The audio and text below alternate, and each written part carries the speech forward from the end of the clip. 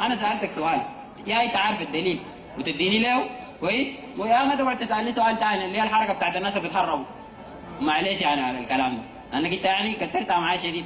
يعني انا سؤالي معين، انا سالتك سؤال ما قلت لك جاي اناقشك ولا جاي هناك، فده نتناقش يعني نقاش، وهناك ده نقاش ده براو كويس. انت داير تتناقش معي انا يعني ما هنا، انا سؤالي معين، سالتك سؤال يا انت عارف يا ما عارف، عشان نوري الناس دي كلها كده ده.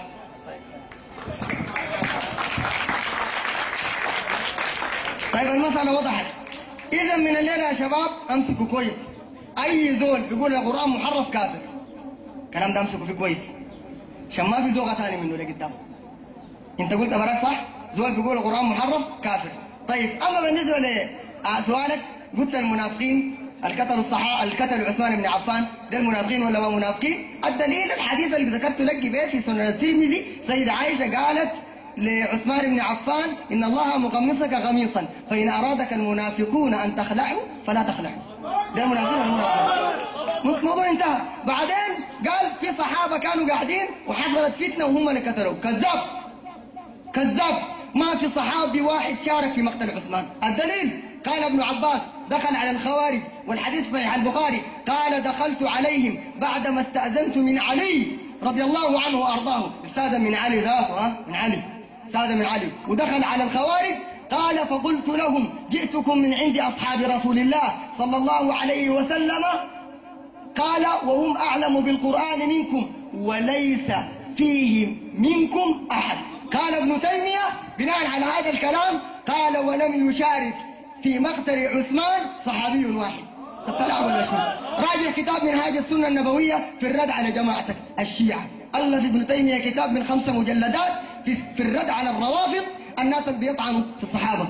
ما في صحابي واحد، كان معاهم واحد محمد بن أبي بكر بن الصديق، ولما دخل على عثمان بن عفان ومسكوا من لحيته وعظوا عثمان، قال له لو رآك أبوك، فرجع محمد بن أبي بكر رضي الله عنه وارضاه. ما شارك في مقتل عثمان. الشارك في مقتل عثمان شرذمة من أوباش القبائل، رأسهم الموت الأسود عبد الله بن سبأ اليهودي، وحكيم بن جبلة من قبائل السكن اليمنية، والأشتر بن مالك النخعي من العراق، وكنانة بن بشر بن عتابة الجيبي من مصر، والقافقي بن حرب العكي من العراق. ديل القادة بتاع مقتل عثمان بن عفان، وقتلوا كنانة من مصر، ده من أوباش القبائل، وضربوا القافق بن حرب من العراق، وديل كلهم ما فيهم صحابي واحد ولا واحد شهد له بخير. تلعب ولا شو؟ تلعب تطعن في الصحابة انت تطعن في الصحابة؟ يجي ولا في صحابة كان لافين حواليه انت ما عارف حاجة. يا أخي لما تم مقتل عثمان بن عفان الصحابة معظمهم كانوا في الحج، معظم الصحابة كانوا في الحج، ولما دخلوا عليه الخوارج جاء علي بن أبي طالب وأرسل أبنائه حسنا وحسينا، وجاء الزبير وجاء طلحة بن عبيد الله التيمي، كلهم شايلين سيوف. عثمان بن عفان قال لهم ما دار زول يدافع عني.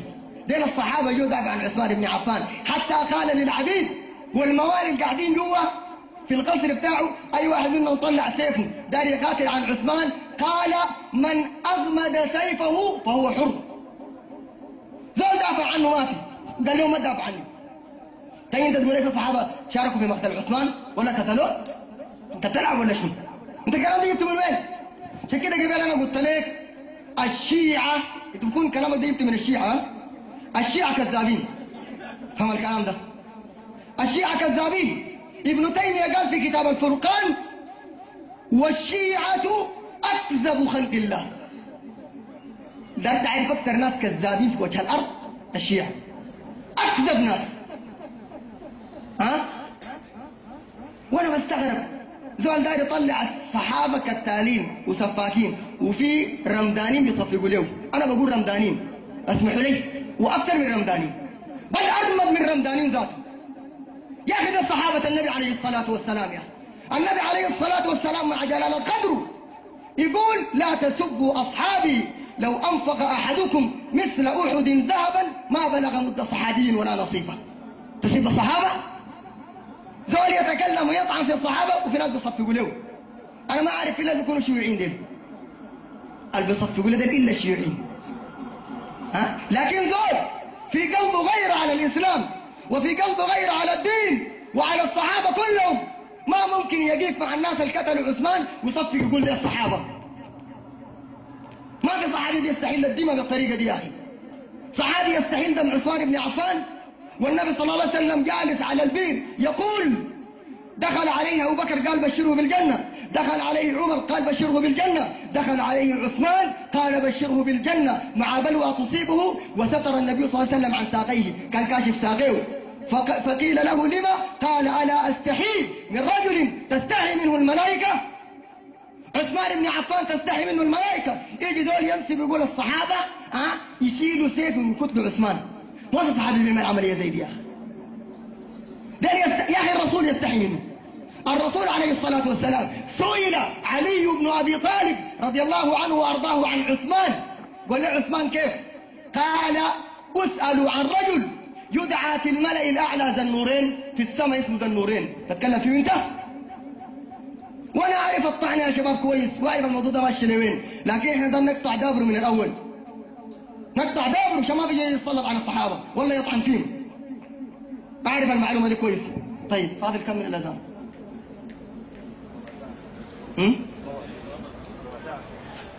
طيب يا اخوانا فرصه بس ضيقه، فرصه ضيقه. انا ده الناس اللي بيصفقوا قبيل ديلك، معلش الناس الكويسين ديل انا ما اخليهم، ده الناس اللي بيصفقوا له. ايوه انت ما اظن انك بيصفقوا له، لكن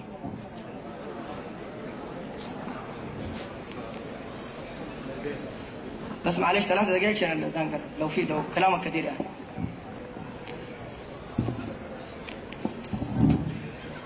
السلام عليكم. انت واقف من هنا من جبال تكفر في الناس وتعمل في حاجات كده غريبه يعني بصراحه. ده كله مهما واقف جاي في كليتنا وبتتكلم وبعدك شتمنا رمضاني. Who the hell are you؟ انا بطالبك حسي باعتذار زي طلبة كلية طب جامعة الخرطوم اللي في الخرطوم. ما دارين نحن ما دارين انا ما داري. انت تجيني بعدين اقول. طيب كلية الطب دارين اعتذار؟ ما في حاجة يا اخي، معلش ما تزعل انت، خليك ريلاكس. ها؟ You have to be quiet. Don't be nervous. Don't be so anxious. You have to put yourself in a cool mood of mind in order not to talk about anyone like this way. Don't try to put yourself in such a state. Huh?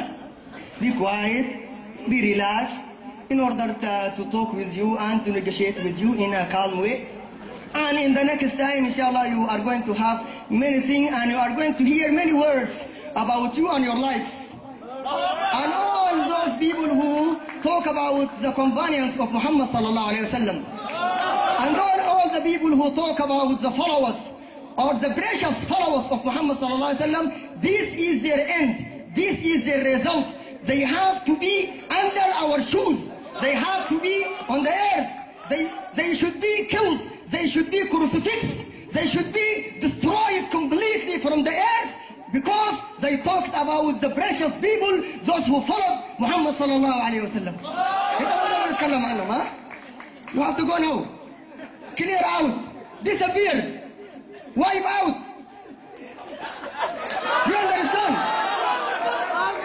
Wipe out as quickly as possible, and I don't want to hear this face again. Don't put yourself like this. Okay. طيب انت تجدعنا بالانجليزي ويقولك يا أستاذ كأنك انت فهمت حاجه، انت ما فهمت شيء. انت ما فهمت شيء. صار صرنا ده مشوا بعيد جدا يا اخي. صار صرنا مرحله بعيده يا اخي. بالانجليزي بنخش معاك، بالفرنسي بنخش معاك، تعريش بنخش معاك، جيب حاجه ثانيه بنخش معاك. ما تزعل ثاني، ما تتضايق. انا بتكلم عن ناس اراذل زول بيسب الصحابه، ده انا عندي ما عنده قيمه. عنده قيمه يا طلبه؟ يلا شوف شغلتك. نعتذر كمان. نحن كلية الطب في عيوننا والطلبة في راسنا وفي عيوننا. أي زول بيحترم الصحابة بنشيله في راسنا فوق، وأي زول بيسبهم هنا عندنا في وسط الكنيسة. أخوانا الأخ ده المهم يعني من القصص التي يعني عندها سند وشهود، انه يعني في شباب اصحابنا بيتناقشوا يعني في الدين، جا قال لهم انتوا لسه مصدقين الوهم بتاعت الرسل الانبياء دي؟ نفس الزول كان ما كان نحن كذابين، تعال قول نحن كذابين، لكن عندنا شهود. لا ما يجينا، نحن ما دارين جايه ثاني، نحن على كده ورينا الناس الحاصل، وان شاء الله مناظرنا ماشيه اعلم تماما. اي زول بيطعن في الصحابه ولا بيلعب في الدين نحن بنوريه تمام ذله. ربنا قال ذلون، ربنا قال ان الذين يحادون الله ورسوله اولئك في الأذلين، كتب الله لأغلبن أنا ورسلي إن الله قوي عزيز. أي زول بيلعب بالدين يزلنا يا زول، تتزلى والله تتزلى لما تعرف حاجة. ونحن ما عندنا سلطة نميد يدنا على زول، بس نصاصونا بنتكلم. We just talk with our mouths. We just talk. But if we have the right to touch with our hands, we are going to kill and crucifix and do many things. نحن لو عندنا الحق إنه نميد يدنا بننظم تمام. والنظام بنعرفه، لكن ده ما من حقنا، احنا من حقنا نتكلم وندافع عن الاطهار الكرماء الافاضل خير الناس بعد الانبياء اصحاب رسول الله عليه الصلاه والسلام. لا نزال ندافع عنهم ما دامت عيننا تطرف وما دام فينا دم جار. ندافع عن اصحاب النبي عليه الصلاه والسلام، عجبك ولا ما عجبك، زعلت ولا ما زعلت، نحن ما عندنا معاك قضيه. وزي ما قلت انت تهل لاي زول دار يجي يسب اصحاب النبي صلى الله عليه وسلم والله يطعن فيهم، تهل لهم كلهم. فهمت المعلومه دي؟ نكتفي نحن بهذا القدر ونلتقي في منابرنا الاخرى. السلام عليكم ورحمه الله وبركاته.